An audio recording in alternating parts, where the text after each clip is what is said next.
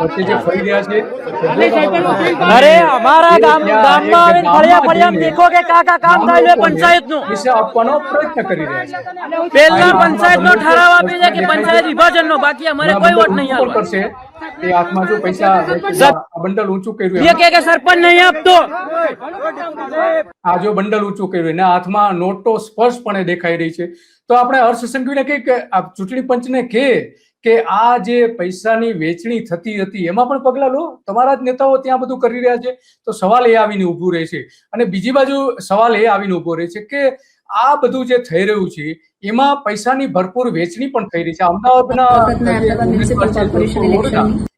એ પણ એવું જ કહી રહ્યા છે કે મને પૈસાની ઓફર થઈ હતી। તો હર્ષ સંઘવીને તપાસ કરવી જોઈએ।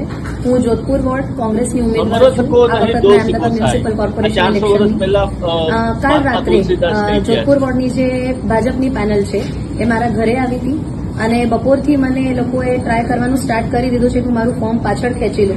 મને જે વિનોદભાઈ પટેલ છે એમને મને એવી રીતની ઓફર આપી છે કે અત્યારે મને પૈસા આપશે અને જેટલા હું માંગુ એટલા આપશે અને આવનારા 5 વર્ષમાં મને ગમે તે રીતે જો તો આમાં સ્પષ્ટપણે કિરીટભાઈ આપણે આજે વિડીયો ચાલતો હતો એટલે આપનો અવાજ ન સંભળાયો વચ્ચે।